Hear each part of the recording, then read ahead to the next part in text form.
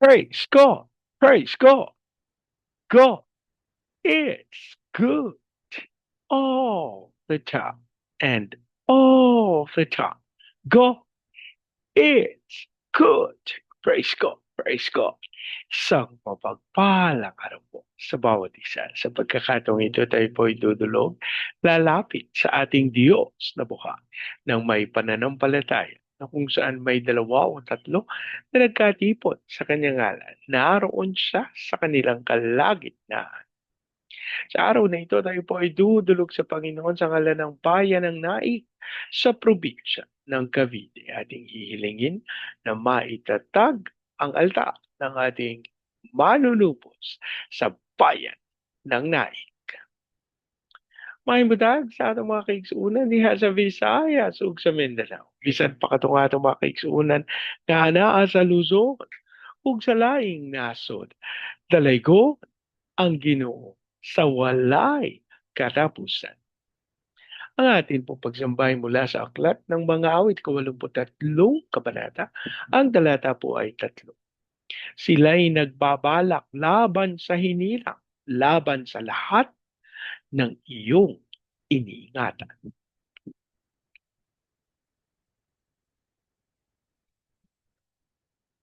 Sila'y nagbabalak laban sa hinirang. Sila'y nagbabalak laban sa hinirang. Laban sa lahat ng iyong iniingatan. Laban sa lahat ng iyong iniingatan. Manaming Diyos na makapangyarihan sa lahat. Kami po'y nagpapasalamat sa pagkakataon na minsan pang makadulog at makalapit sa iyong banal na harapan. Ama, kami po'y nagpapakumbaba. Humihingi ng tawad sa lahat naming pagkakasal at ang aming panalangin, ang banal na dugo ng aming manunubos ang siyang pumawi at luminis sa lahat naming karumihan. Habang amin din pong idinudulog sa iyo ang bayan ng Naik sa probinsya ng Cavite. Ang aming panalangin ng lahat ng altar at lahat ng kasunduan na ginawa sa bayan ng Naik nang hindi ayon sa pangalan ng aming manunubos ay mapawalang bisa sa pangalan ni Jesus. At ang aming hiling sa pangunguna ng iyong Santong Espiritu, ikaw po ang tunay na kumilos ng may kapangyarihan sa bayan ng Naik. Ang aming panalangin sa pangunguna ng iyong Santong Espiritu, maitatag ang altar ng aming manunubos sa bayan ng Naik. Maraming salamat po ang aming pag-asa. Tinugon niyo. Tinanggap namin ang aming panalangin sa pangalan ng aming Panginoong Jesus. Amen. Amen. Amen. Amen. Amen. Amen. Amen. Amen. Praise God. Praise God. Ang ating pong pagbubulay ay mula sa aklat ng Genesis. Ika-4 na pong kabanata.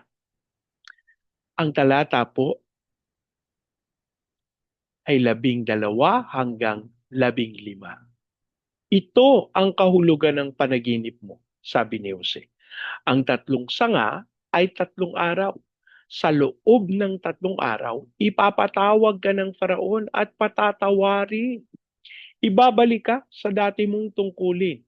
Kaya kapag naroon ka na, huwag mo naman akong kakalimutan. Banggitin mo naman ako sa Faraon at tulungan mo akong makalaya sa bilangguang ito.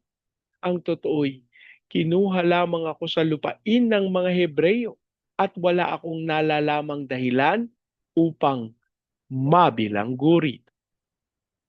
Ang Diyos po ang magpala ng kanyang buhay at makapangyarihang salita. Ang istorya pong ito ng ating Nunong Jose ay hindi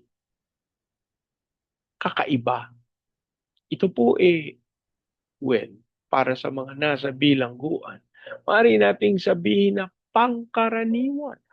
Sapagkat tunay, yung pagkakakulong niya, ako, sa panahon natin, ang tawag po, he is framed.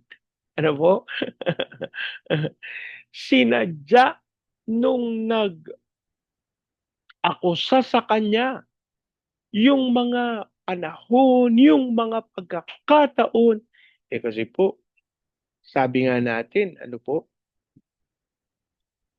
ipinagkatiwala sa kanyang lahat ng bagay doon sa tahanan ni Potifar, maliban doon sa misis. Eh pero yung misis, gustong makaisa sa kanya. Kaya ang ginawa ng misis, hindi mo ko, hindi mo ibibigay yung gusto ko, eh de, i-frame kita. At yun na nga po ang nangyari. Ano po, mga kapatid, napakaliwanag nung idea na sinasabi sa atin ito. Bantayan natin yung mga nakapaligid sa atin. Bantayan natin yung mga tao na gustong makaisa, may gustong makuha galing sa atin. Kasi po, pag itong mga taong ito, dahil doon sa kanilang kagustuhan na mai-provide yung kanilang iniisip na kanilang pangangailangan o kanilang gusto, aba, gagawa ng paraan ng mga yan para talagang mapasa kamay nila at ang nakalulungkot, ako, mawalang galang na, minsan mga kapatid pa ang mga ganitong klase ng mga mapagsamantala. At alam niyo po, unknown to them, hindi nila ganap na nauunawa. Pero kasi ang laman ng kanilang puso, makuha yung kanilang gusto.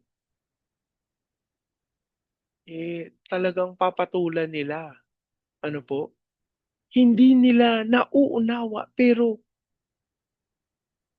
doon sila pumapanig, hindi sa katotohanan, hindi sa kaliwanagan, kung hindi sa kalaban ng Panginoon. Well, sabi nga nung isang kaisipan na meron ako, actually, hindi ka sigurado kung unknown to them. Kasi, alam niyo po, walang pagkakasala na nagsimulang malaki. Walang pagnanais na lumabag sa katotohanan ang nagsimulang malaki. Nagsisimula yan ng mga simpleng pagnanais. Yung mga gusto ko lang naman na magkaroon ng mga ganitong bagay. Ano po? Hanggang nung na-provide na, nung nagkaroon na sila, nung mga gusto nila, ba, biglang nadagdagan na. Gusto nang magkaroon ng ganito, gusto nang magkaroon ng ganyan. Ano po? Nung isang araw ang inyo pong lingkod, namamasahe. Nagbibiyahe at namamasahe. Ano po? At doon sa aking pagbibiyahe, nagkaroon ako ng realisasyon na ang hirap naman magbiyahe kako. Yung palipat-lipat ka ng sasakyan, tapos yung mga hihintuan mo, may mga pagkakataon na bawal palang huminto doon sa kailangan mong babaan. Ano po? Tapos, ang tagal, naghihintay siyempre yung sasakyan. Kung ikaw po ay naka-jeep, siyempre, nakakaawa naman na yung jeep na sinasakyan mo, hindi puno. Ano po? So, kahit na ikaw nagmamadali ka na, iniintindi mo rin yung driver na pag hindi naman napuno tong sasakyan niya o hindi nagkaroon ng laman, kawawa naman siya. So, alam niyo po, sabi ko talaga sa Panginoon, habang nasa jeep ako, Panginoon, bigyan mo na naman ako ng sasakyan, sabi ko. Bigyan mo na naman ako ng motor. Ayun po, yung aking panalangin, ano po. Tapos, maya-maya po, umulan. Sabi ko talaga ng umulan doon. Pagka pala motor ang sasakyan ko at umulan, mababasa ako. Ano naman po pwede ng four wheels? Napakatalino ko, ano po. Pero nakita niyo po ba yung pagnanais na nagmula dun sa two wheels, umangat dun sa four wheels. Ito po mga bagay na ito kapag hindi natin binigyan pansin, para simple lang naman yun. At saka totoo naman pangangailangan yun.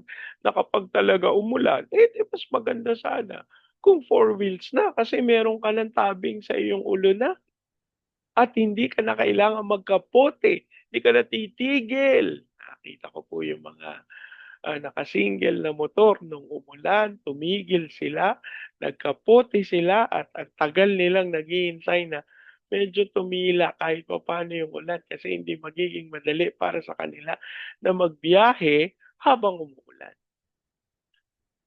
Pero sa katotohanan, kapatid, kapag binigyang pansin natin ang mga bagay na ito, mukhang simple lang. Pero ano na ang susunod pagkatapos ng four wheels? Alam niyo po, o walang galang na sa akin. Nakakita ako ng mga magagandang four wheels. Sabi ko, Lord, siguro maganda kung puting sasakyan ang ibibigay mo sa akin. Pero kahit itim, tatanggapin ko lang. Alam niyo po yun? Yung kaisipan na magkaroon lang ng sasakyan, umunlad ng umunlad. Po yung mga pagnanais na tumanggap ng mga bagay ng sanlibutan. Umaangat po yan. Ano po? Tumataas yung mga pagnanais. Mawalang galang na po dun sa mga sangkot, sa mga flood control projects ng gobyerno. Hindi naman yan nagsimula na bilyon-bilyon agad yung kanilang kinukulimbat. Ano po? Nagsimula po yan ng maliliit lang. Sabi nga nung isang uh, lingkod ng Panginoon na sa silbi sa gobyerno. Sabi, kasi pagka sinabing SOP, kailangan talaga tatanggapin mo o kailangan talaga kasama yan sa kwentahan. Yung mga standard operating procedure. Pero ang totoo, mga under the table yan. Pero hindi na under the table kasi kinikilala na legal. Sa katotohanan, mga kapatid, ito po ay kasinungalingan na pinayagan, inuuhan, at tinanggap ng sistema. Ito po ay panawagan para sa atin. Saan tayo nabubuhay? Sa loob ng sistema ng kasinungalingan o sa kalooban ng Diyos? Alam niyo po itong 2026, tinatawagan tayo ng Panginoon na mabuhay sa ilalim ng kanyang kaliwanagan at kanyang katotohanan. Hindi madali yan, Bernie, lalo na kung sistema na pala, totoo po. Sa ating sariling kakayahan, sa ating sariling karunungan, sa taglay nating yung pansarili natin na kaalaman, wala talaga tayong ipagtatagumpay. Pero sa kapangyarihan ng ating Diyos na buhay, sa Diyos, walang imposible. Pwede tayong lumakad sa kanyang katotohanan. Ito po sana yung gusto ni Jose na tanggapin galing doon sa tagapaglingkod ng hari. Sabi niya, yung tatlong sanga, tatlong araw. Sa loob ng tatlong araw, ipapatawag ka ng Faraon, papatawarin at ibabalik ka sa dati mong tungkulin. Pag naroon ka na, huwag mo naman akong kakalimutan. Banggitin mo naman ako sa Faraon at tulungan mo akong makalaya sa bilangguang ito. Alam niyo po, samantalang totoo naman yung sinasabi ni Jose na maari siyang tulungan ng tagapaglingkod ng hari. Pero alam niyo, ipinapakita din ng Panginoon sa atin dito yung katotohanang puwede tayong magkamali ng pag-asa kapagka hindi natin itinuwid o hindi ayon sa katotohanan yung ating kaisipan. Kapagka nakabase lang tayo sa, ito puwede makatulong sa atin, gano'n. Ano po? Puwede natin lapitan 'to si ganito. Puwede nating lapitan 'to si ganyan. Pero sa totoo po, ano ba sabi nitong, ano ba ang mangyayari dito?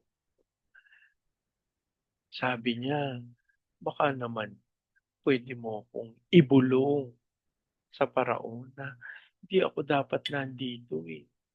Wala naman siyang sinabi kung anong gusto niya, pero most likely gusto niyang makalabas, makalaya kahit na siya naman, may karapatan, mukhang may kapangyarihan sa kulungan, sa bilangguan.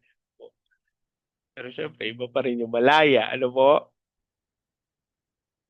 Mga kapatid, hindi po masama maghangad ng mga dakilang bagay.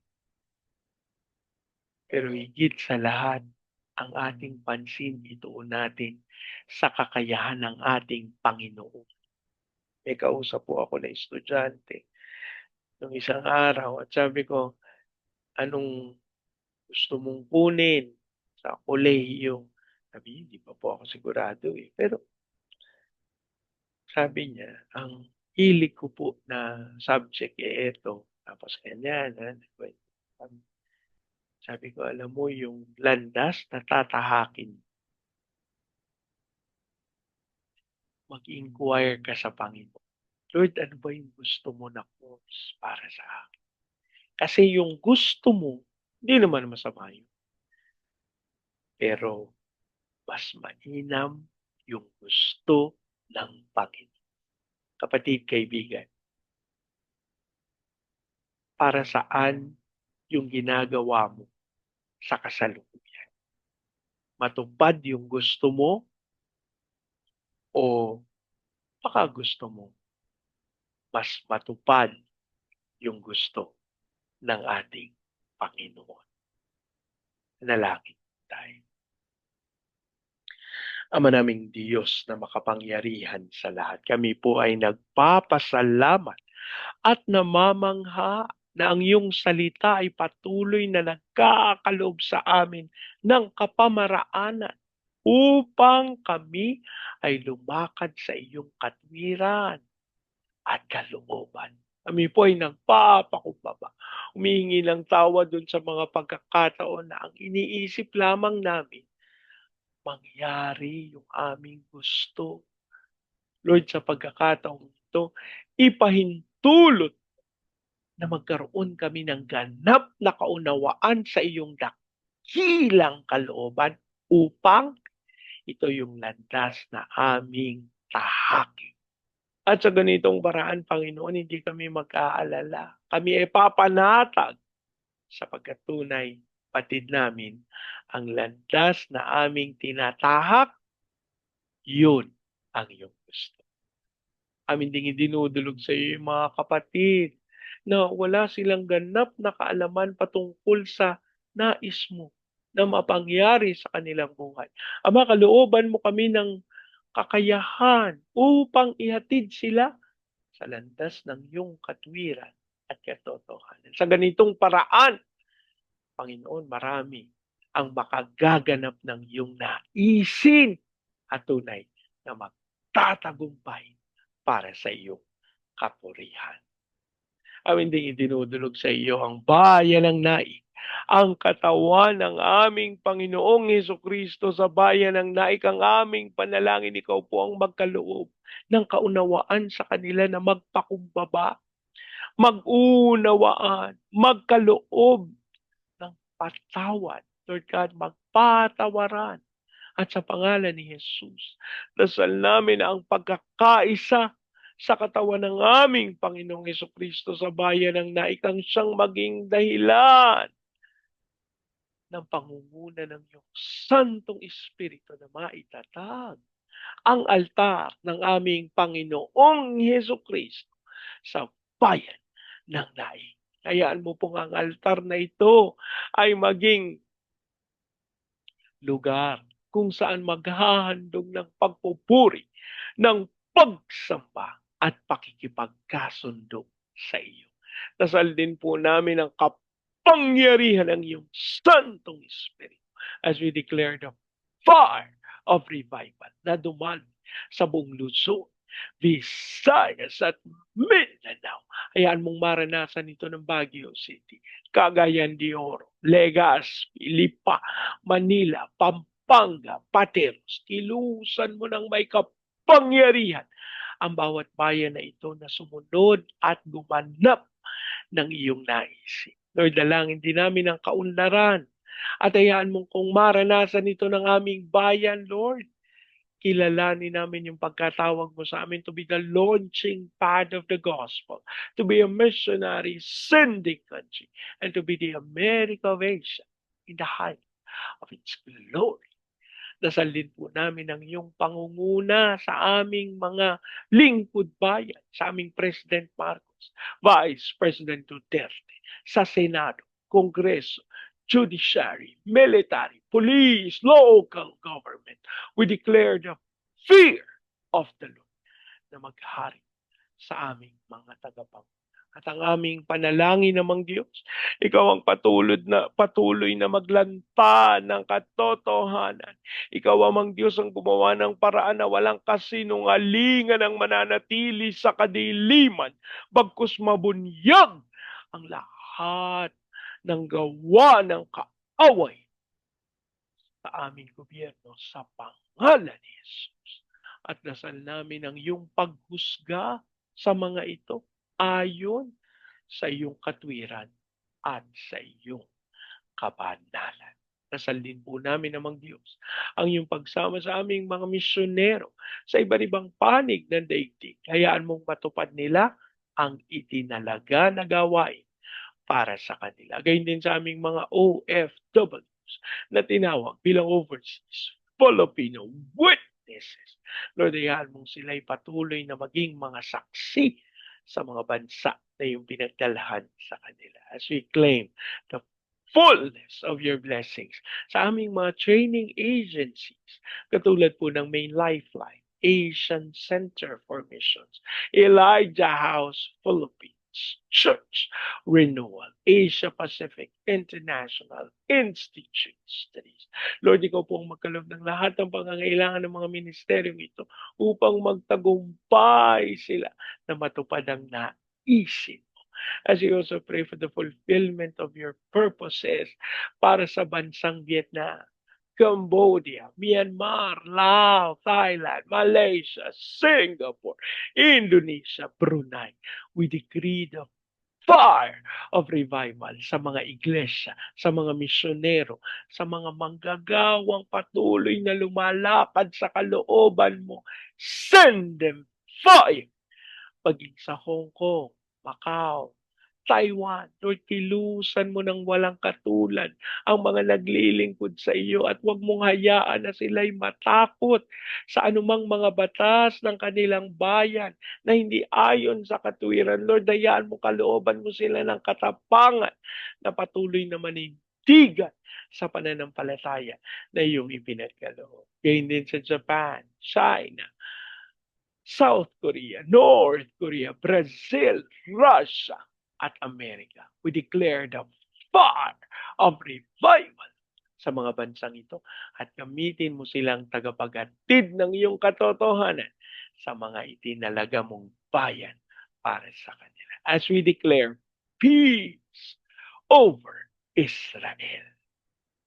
Maraming salamat po. Aming pag-asa, tinanggap namin ang aming panalangin sa pangalan ng aming Panginoong Hesus. Amen. Amen. Amen. Amen. Amen. Amen. Amen. Praise God.